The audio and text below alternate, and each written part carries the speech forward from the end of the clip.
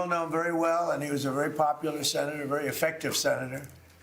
Effective probably being the more important word. JD, don't you think? Yes, sir. And we wish you a lot of luck. Thank you. I think you do fantastically well. Congratulations to you. You have an amazing family that were here yesterday in the Oval, sworn in. His family's amazing, so thank you very much. We're now on day 41 of the disgraceful Democrat shutdown of Mark Wayne's department. Congratulations. He came into a department that shut down by the radical Democrats, right? But Democrats are really punishing the American people. I saw it today on one of the shows where they were interviewing people at the airport, and they're all angry at the Democrats. They're saying they're actually angry at Schumer. I didn't think anyone knew his name. One woman said, that Schumer is disgraceful. He's a disgrace to our country. But they're angry at the Democrats. They know what's happening. But they're punishing the American people, including travelers at airports, all in the quest to return to open borders and give amnesty to illegal alien criminals. They want to give amnesty to some of the criminals that came into our country, just about all of them, actually, if you look at it. They love sanctuary cities, which is a sanctuary for criminals. They want to make sure they're taken care of. That's what we're fighting about. That's really what they're fighting. They don't talk about that, but that's what they're fighting about. They want to protect criminals. In many cases, 11,888 murders. Many of them, I will say, are gone now because of us. We got them out. But still have some left. Should have never happened, should have never been allowed to come into our country. But we're not going to let it happen. We're not going to let the Democrats get away with this stuff, and people are wise to them. So they need to end the shutdown immediately, or we'll have to take some very drastic measures. This morning, I want to give an update on the Operation Epic Fury, which is an appropriate name because we are absolutely obliterating them. Over the past 3 weeks, we've been hitting Iran's military capabilities at a level that few people have ever seen before. People never knew there was such a capability. We have the strongest military anywhere in the world by far. I built it during my first administration, and I used it during my second administration. Unfortunately, because I'd rather not have to use it. But it's a display of force and precision and skill like nothing the world has really witnessed, although you got a pretty good witnessing of it in Venezuela also. And that was a smaller version of what we're doing now. We're crushing their missiles and drone stockpiles, destroying their defense industrial base. We've wiped out their Navy completely, their Air Force completely. We've wiped out a large percentage of their missiles.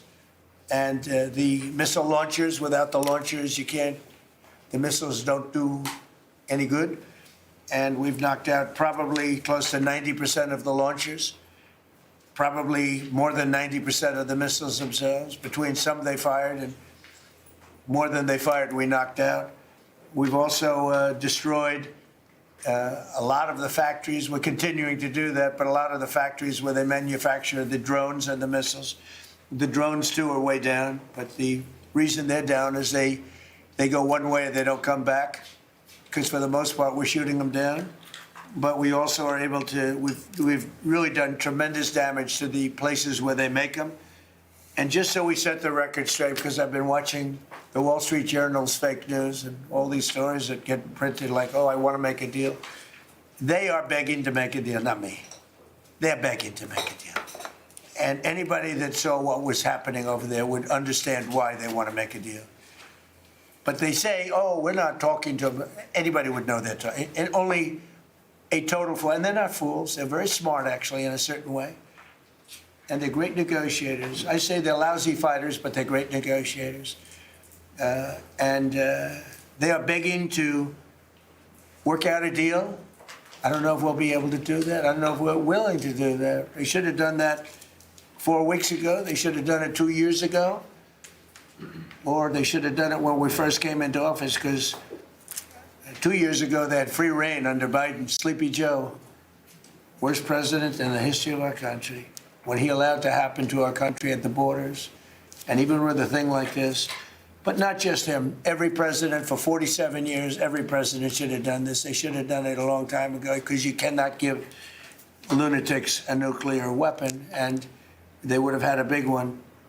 It stopped really when we did the B-2, but even before that, the Barack Hussein Obama, what he did where he gave them the Iran nuclear deal, gave them free will toward a nuclear weapon. Basically, he chose Iran over Israel and others that didn't want him to do it.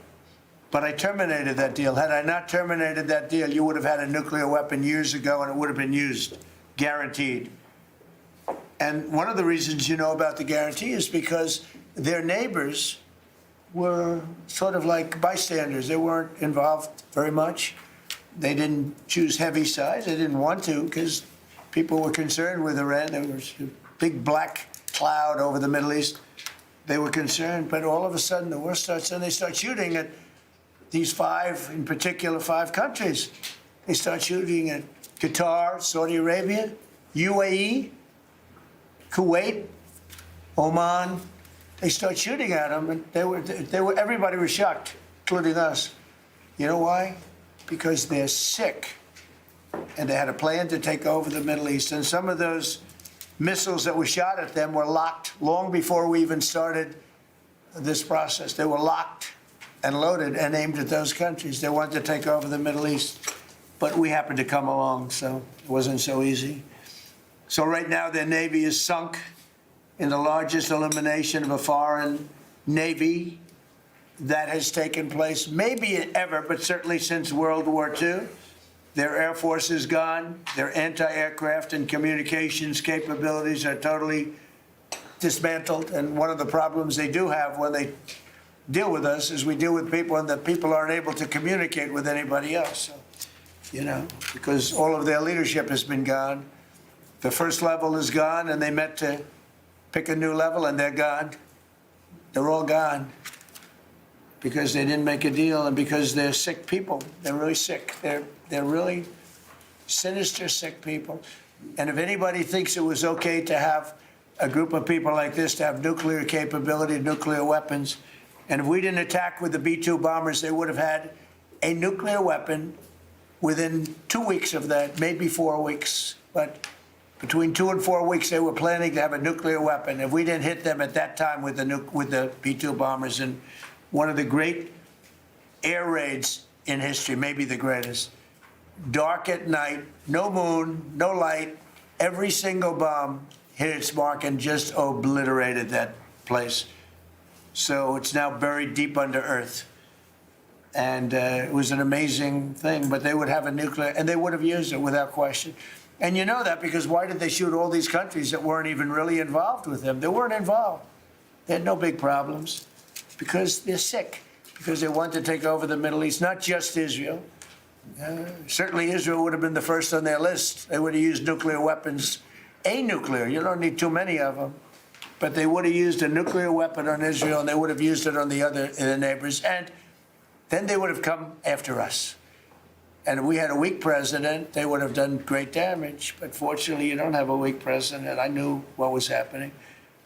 And I think we've been proven right. You know, they took one missile, went 2,500 miles. They supposedly didn't have a missile like that. They had no missile with that capability. But they shot the now famous Ireland, the island that the UK was very afraid to give us because they didn't want to get dragged in. But we don't want to get dragged into their wars either. You know, it's one thing we're very disappointed. I'll say it publicly. We're very disappointed with NATO because NATO has done absolutely nothing. And I've always said, 25 years ago, I mean, I was somebody that wasn't a politician, but I was always involved in politics and I understood politics. I said 25 years ago that NATO's a paper tiger, but more importantly, that we'll come to their rescue, but they will never come to ours. And I want you to remember that we said this. They didn't come to our rescue.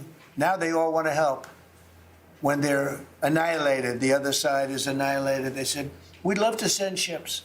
They actually made a statement, a couple of them, that we want to get involved when the war's over. No, it's supposed to get involved when the war's beginning, or even before it begins. We had the UK say that we'll send, this is 3 weeks ago, we'll send our aircraft carriers, which aren't the best aircraft carriers, by the way. They're toys compared to what we have. But we'll send our aircraft carrier when the war is over. I said, oh, that's wonderful. Thank you very much. Don't bother. We don't need it. And we don't need it. And we don't need them. We estimated it would take approximately 4 to 6 weeks to achieve our mission. And we're way ahead of schedule. If you look at what we've done in terms of the destruction of that country, I mean, we're way ahead. Think of it. They have no Navy. And they had good ships. 154 ships have been shot down and are resting very nicely at the bottom of the sea. And we did that in a matter of less than a week. Because we have the greatest military in the world by far, nobody even close. So we estimated it would take approximately 4 to 6 weeks to achieve our mission. 26 days in, we're extremely, really a lot ahead of schedule. The Iranian regime is now admitting to itself that they have been decisively defeated. They're saying to people, this is a disaster. They know it. That's why they're talking to us. They wouldn't talk otherwise. But they're talking to us because they've got a disaster in their hands. They're defeated. They can't make a comeback. We're free to roam over their cities and towns and destroy all of their crazy nuclear weapons and missiles and drones that they're building. And we're doing that. They now have a chance to make a deal, but that's up to them. And they'll tell you, we're not negotiating. We will not negotiate. Of course they're negotiating. They've been obliterated. Who wouldn't negotiate? They are begging to make a deal. We'll see if we can make the right deal. And if they make the right deal, then the strait will open up. Hormuz Strait will open up. And even now, we don't know if there are any mines. You know, they have 22 they call mine droppers. Think of it. Who would have 22 mine droppers? There's a boat that drops mines. Who has 22 mine droppers? Except for people with very evil intention. So every one of those mine droppers has been struck with the same weapon we used to stop drugs from coming into the United States of America. When we hit those boats, it's the exact same weapon, extremely effective. We have unlimited supplies and extremely effective.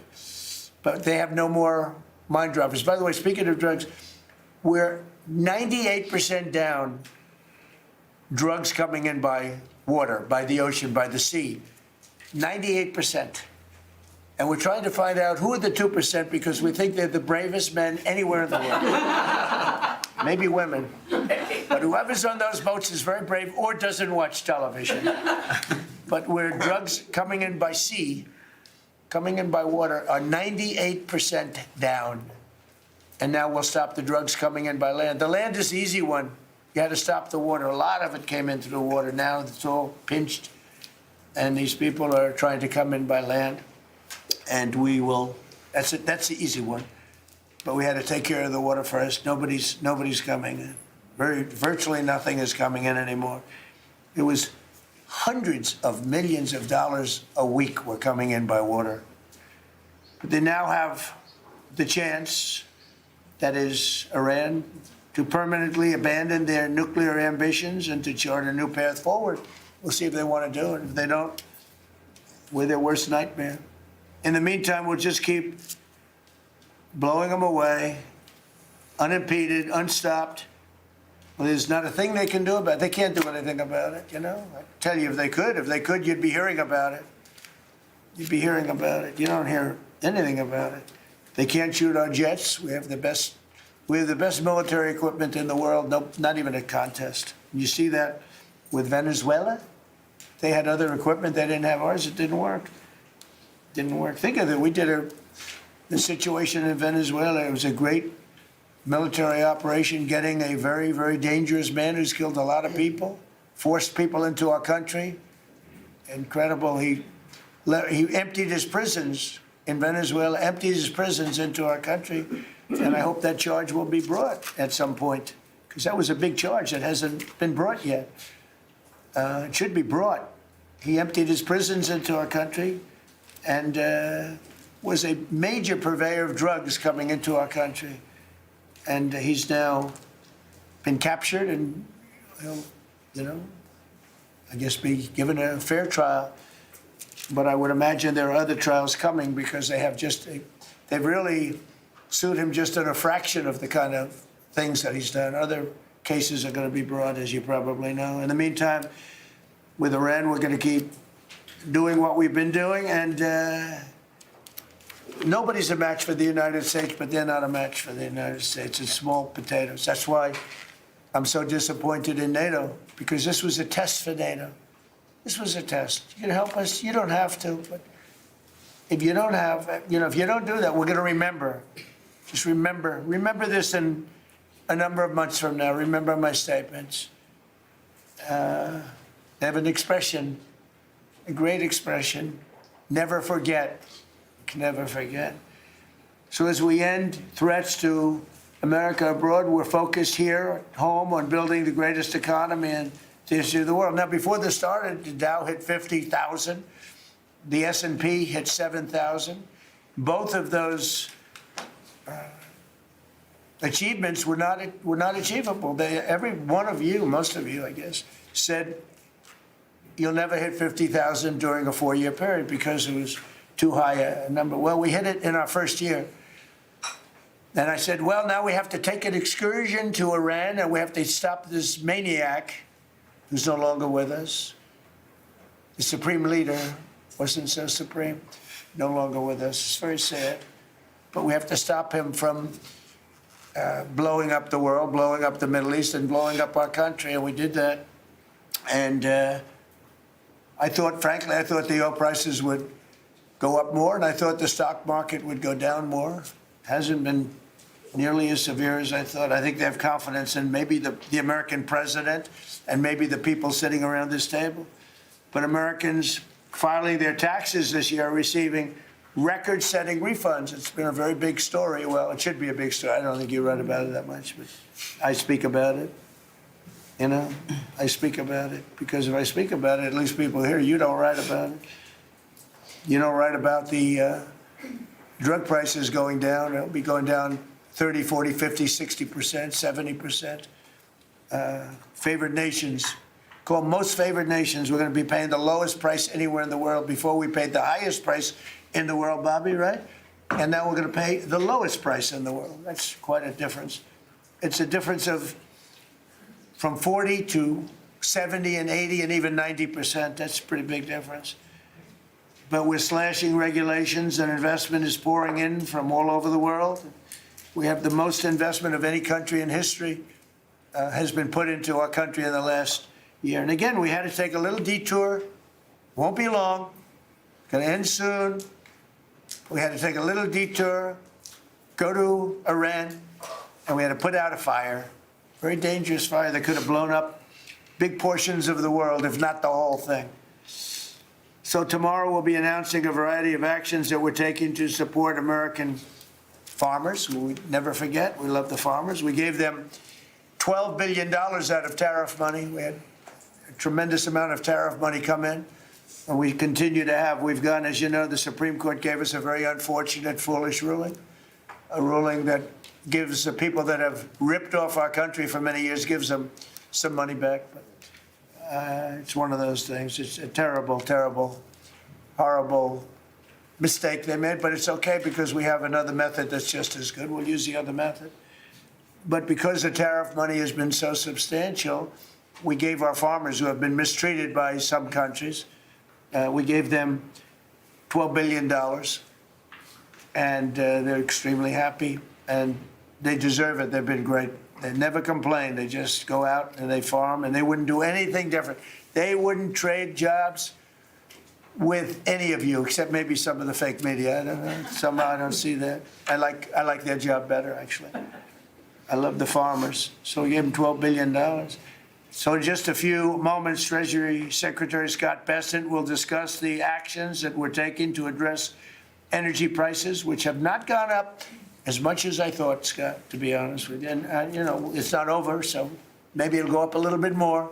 It's all going to come back down to where it was and probably lower. And my predictions have been right. Trump was right about everything. They have a new hat. Trump was right about everything. It's pretty right. But Scott's going to address that. And I think before we go very much further, I want to ask Vice President J.D. Vance to say a few words about where we are with the situation he's involved with Steve and with Jared on negotiations, and then some of the others will speak. We'll have Marco say a few words, Pete Hegseth, who was born for this role. I mean, he's doing a great job. They gave him a hard time. And now people, I'll tell you, somebody came up to me yesterday, gave you a very hard time, said, you know, I made a mistake. Pete Hegseth is doing a good job. So when I tell you who, you're not even going to believe it. He said, Hegseth, he gave you such a nasty hard time. But you're doing great. And then Steve is going to speak, and Scott will speak last. And if we have any questions, we'll take some questions. You may have questions. I doubt it, but you may have some. So, JD, please. Yes, sir. Well, thank you. It's good to see everybody. Proud to be part of this team. Proud to be serving the president of the country. Let me just say a couple things. The first of all is the president summarized this very ably. But look, the Iranian conventional military is effectively destroyed. They don't have a navy. They don't have the ability to hit us like they could have even a few weeks ago. And what that does is that gives us options, Mr. President. Now, there's been a lot of reporting about diplomatic options, about negotiations. There's, of course, Pete and his team. There are further military options. But what we have now that we didn't have when the president took over just a little over a year ago is the ability to use every tool at our disposal to ensure that Iran doesn't get a nuclear weapon. Because when I say options, I think it's important the American people know options for what? And it's options to ensure that Iran never has a nuclear weapon. You talk about people who walk into a crowded supermarket and have a vest on, and they blow up the vest and a couple of people get killed, and that's a terrible tragedy. What happens when what's on the vest is not something that can kill a couple of people, but can kill many, many tens of thousands of people? That is the most important American national security objective that exists for any administration at any time, is you don't want the worst people in the world to have a nuclear weapon. That's why the president is doing this. That's why the president cares so much about this particular issue. I'll let Steve talk a little bit about the details of the negotiation. But the last thing I'll say before I turn it over to Marco is I'm very mindful, of course, that we have a lot of folks overseas fighting very ably for the United States of America. I know Pete and the whole team, we're very proud of them. But they're fighting at a time where we are about to enter as Christians the most important week of the Christian calendar, the Holy Week that celebrates the return of Jesus Christ to Jerusalem. And so I want to say to all of my fellow American Christians, but particularly those serving in the Gulf, that I wish you all a very blessed Easter, a very blessed Holy Week, and we continue to stand behind you and continue to support you every step of the way. Thank you, sir. Thank you very much. Marco? The most important job any president has is to keep the American people safe. And every president says it, but we have a president that means it and does something about it. As the president outlined very clearly to the world on the night this operation began, Iran has been at war with the United States for 47 years. For 47 years, Iran has been killing Americans and attacking Americans across this planet. And other presidents had an opportunity to do something about it. And they all warned about how Iran was dangerous, but they refused to act. And this president's not someone that's going to refuse to act. He's not going to leave a danger like this in place. He's going to address it, and that is what he is doing. From the very first night of this operation, the president made it very clear. People like this, and now what I'm talking about is not the people of Iran. The people that run this country are radical Shia clerics. These are religious fanatics. Look what they are doing now. At their weakest point, this is the weakest Iran has ever been, and look at what they're doing. They're attacking embassies. They're attacking hotels. Imagine what these people would do if they had a nuclear weapon. That is an unacceptable risk for the world. By the way, the president's not just doing a favor to the United States and to our people. This is for the world. He defined very clearly on the first night of this operation what the goal was. We were going to destroy Iran's navy, and that is happening. We were going to, if it hasn't already happened, I'll let Pete speak to the specifics of it. We were going to destroy their missile launching capabilities. We're well on our way to achieving that goal. We were going to destroy the factories so they couldn't make more missiles and more drones, and that is moving forward. Every single objective the president clearly laid out on the first night of this operation is being effectuated. Again, Pete will speak to the specifics of it. This has been an incredibly successful operation. Every day, it may not get covered because, you know, we're unlike them. We're not bombing embassies and hotels. We're hitting military targets. But every day, the Department of War lets the drummer get wicked over every portion of Iran that has these military capabilities, and the results are going to bear fruit for the world. The world is going to be a safer and a better place when President Trump's mission here is achieved. And frankly, I think countries around the world, even those that are out there complaining about this a little bit, should actually be grateful that the United States has a president that's willing to confront a threat like this and not allow it to continue to persist. Because these people will kill as many Americans as they have a chance to do, and if they have a nuclear weapon, as the Vice President pointed out, they could kill millions of Americans in the future, and that is a risk that was not going to continue to exist as long as we had this president. Thank you, Marco. You know, it's very interesting because yesterday I was watching, is it Anthony Blinken? And he was saying that they should have done it. But they didn't do it. Nobody did it. Nobody did it. For 47 years, Marco, that's the number, 47. I guess now it's 48, because we've been saying 47 for a long time. It's probably 48. But for 47, 48 years, every president should have done this. And some are saying now that they made a big mistake in not doing it, but we're taking care of business. Steve Witkoff, please. Mr. President, it is my distinct honor to be a member of your cabinet and to report to you and your team on our negotiations with Iran. Mr. President, you directed Jared and I to pursue a diplomatic resolution with Iran prior to Operation Epic Fury, which we did. However, it became quite clear during these meetings with the Iranian negotiating team that we could not make a deal that fulfilled your objectives of the following: no enrichment whatsoever, no chance of weaponizing whatsoever, decommissioning of Fordow, Natanz, and Esfahan, which you destroyed in Operation Midnight Hammer, no stockpiling of any material, which they flagrantly violated, turning all enriched material over to us, and a cutback in Iran's missile inventory and range capability of those same missiles.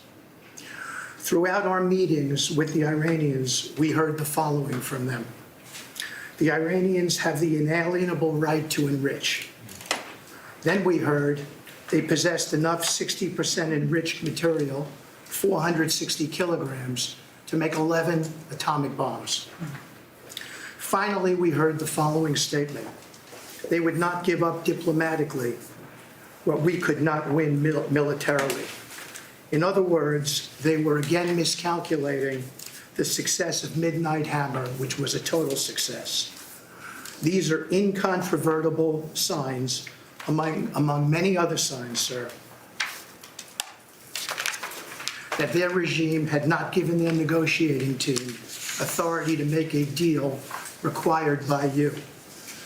We conferred with you and all the other members of your foreign policy team, Susie Wiles, Pete Hegseth, the chairman, Marco Rubio, JD, Scott Bessent, Chris Wright, John Radcliffe, throughout all of these negotiations, and we were repeatedly rebuffed on everything we asked for. I have no doubt that we exhausted all efforts on behalf of a peaceful resolution, as you directed. Jared and I both agreed that the Iranians were there to buy time until a weaker president arrived.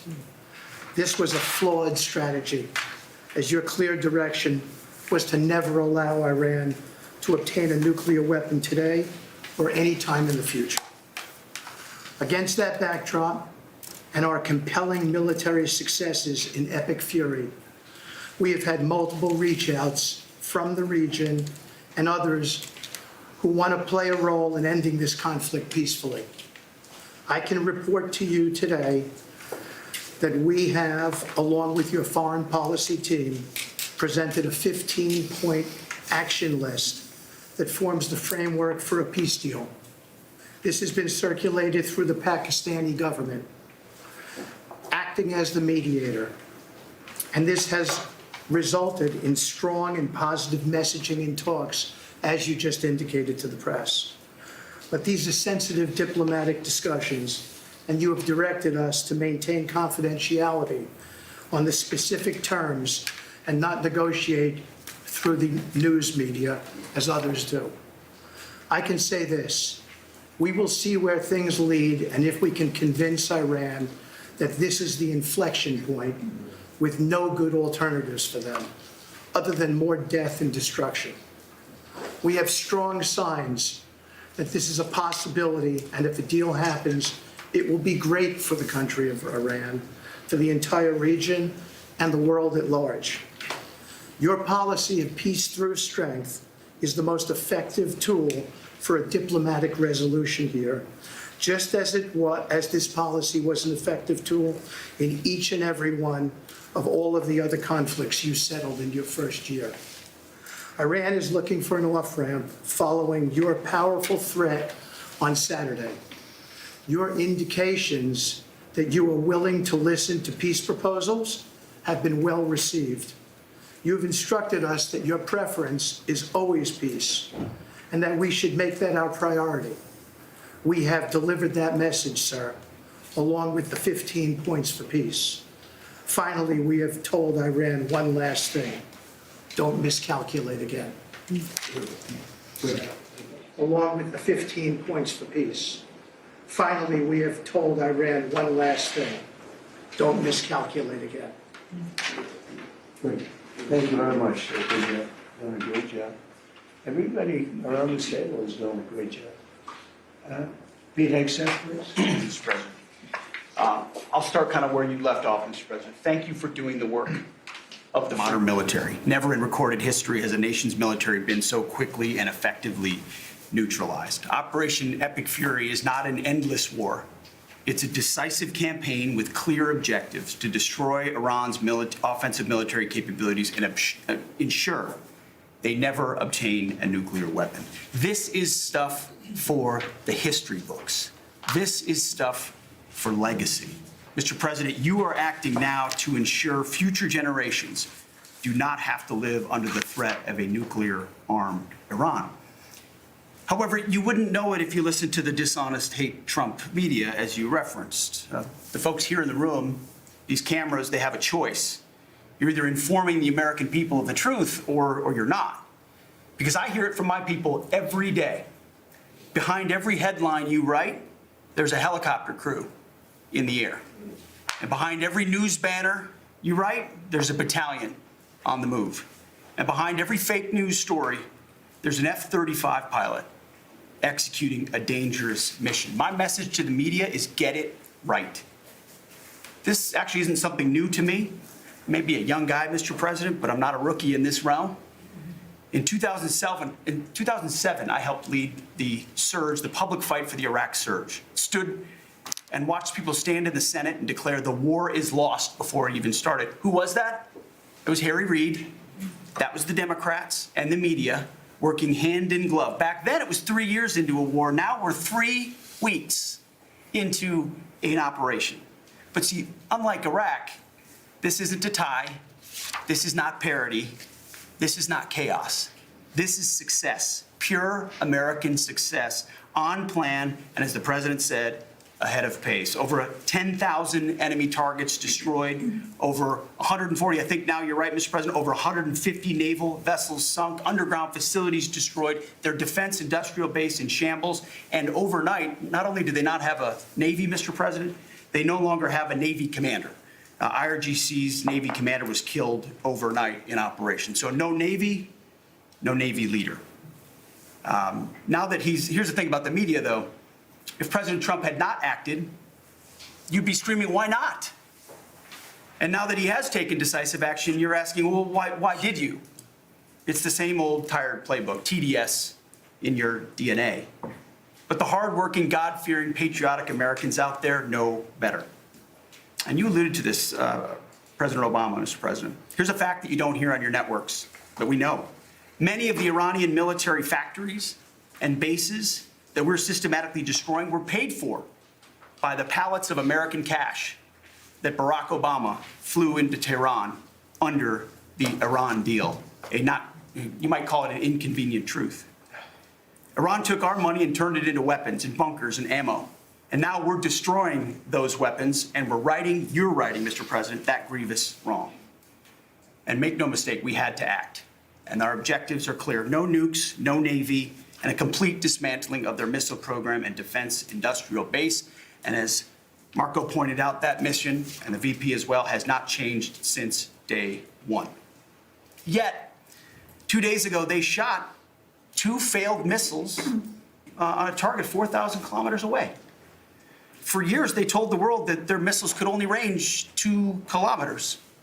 Surprise. Yet again, Iran lied. And to the world, I say London is 4,000 kilometers from Iran. Washington, D.C. is 3,300 kilometers from Venezuela, another country President Trump did something about that partnered for a long time with Iran. So you're telling us that Iran is not a threat to the world or to the U.S. President Trump knows better. And here's what success actually looks like right now. You mentioned it, Mr. President. A-10 Warthogs, if you know them, you love them, and Apache helicopter gunships are flying strike missions inside Iranian airspace and throughout the Strait of Hormuz at will. See, you only send these slow, low-flying, close air support platforms when the enemy has no meaningful air defenses left. Their presence is proof that Iran's air defenses are gone. Their command and control is shattered, their top leaders hiding in underground bunkers, while their mid-level commanders are being crushed in the field. The morale of their fighters plummeting. We see that disconnect daily. They're privately admitting, as you said, Mr. President, very heavy losses. We know that. President Trump has given us a clear mission. Our capabilities are only going up and Iran's are plummeting. We are here to win, and we're full speed ahead. So, Steve, we appreciate your efforts. We pray for a deal, and we welcome a deal, and we have the ultimate deal maker to make it happen. But in the meantime, as I said yesterday, the Department of War will continue negotiating with bombs. War is negotiation by other means. And finally, I want to thank our incredible troops, our pilots, crews, sailors, refuelers, air defenders, the absolute best of America, the real 1% of our country. This president, President Trump, has your back. And I know this cabinet prays for you every single day. And we ask the American people to do the same as they continue in this mission. God bless. Thank you. Thank you very much. It's great.